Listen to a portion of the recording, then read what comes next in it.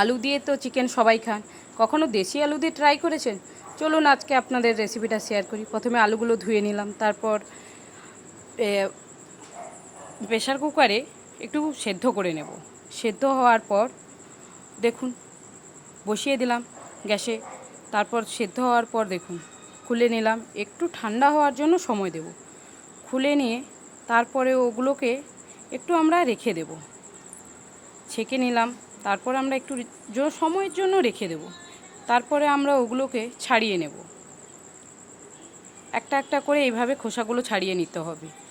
খোসা ছাড়ানো প্রায় শেষ। এবার চিকেনটা আমরা কিনে এনেছিলাম, ওটা আমরা ধুয়ে নিচ্ছি।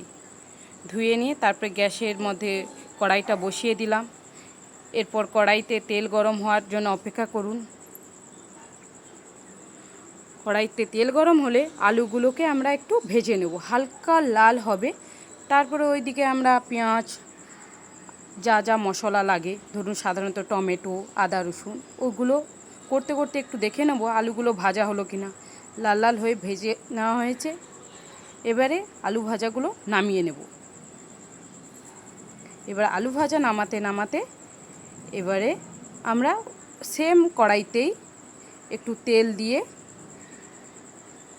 কিছু মশলা দেব, শুকনো মশলা, শুকনো লঙ্কা, কাঁচা লঙ্কা ব্যবহার করতে পারেন, না করতে পারেন, তেজপাতা, লবঙ্গ, এলাচ, শুকনো গোটা মশলা যেটাকে আমরা সাধারণত বলে থাকি। সেই মশলাগুলো আপনার প্রতিনিয়ত যা কিছু ব্যবহার করে থাকেন, গোটা জিরে। এবারে পেঁয়াজগুলো দিয়ে দিলাম। পেঁয়াজগুলো কষতে কষতে লাল হয়ে যাবে, সেই মতো টাইমে আমরা আদা রসুনের পেস্টটা দিয়ে দেব। এরপরে একটু একটু করে লঙ্কা, হলুদ, এরপরে ধরুন যা থাকে জিরে, ধনে, এবং অবশ্যই লবণটা দিতে হবে।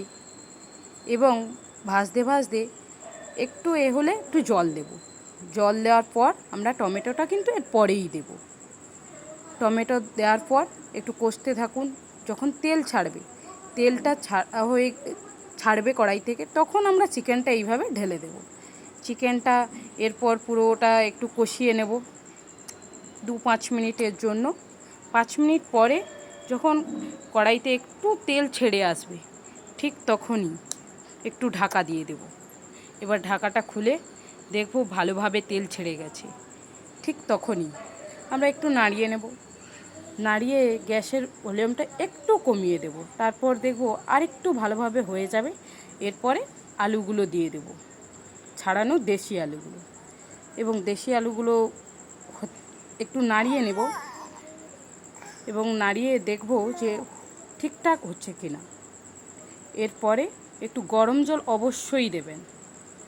এবং এরপরে একটু গ্যাসের ওভেনের একটু তাপটা বাড়িয়ে দেবেন, কারণ ফুটতে একটু সময় লাগবে, 5 মিনিট ধরুন। এবং তারপর তো কালার চলে আসলে আপনি বুঝতেই পারবেন হয়ে গেছে। রুটিটা আগেই আমি বানিয়ে নিয়েছি, এরপর বাটারটা লাগিয়ে নিলাম। আজকে রাতে আমাদের মেনু ছিল বাটার রুটি সঙ্গে দেশি আলু চিকেনের কষা। কেমন হয়েছে রিভিউটা আমার ছেলের থেকে জেনে নেব। আমার ছেলে কি বলছে বুঝতেই পারছে, ওর ক্লিপটা আর দিলাম না। আপনারা অবশ্যই ট্রাই করবেন।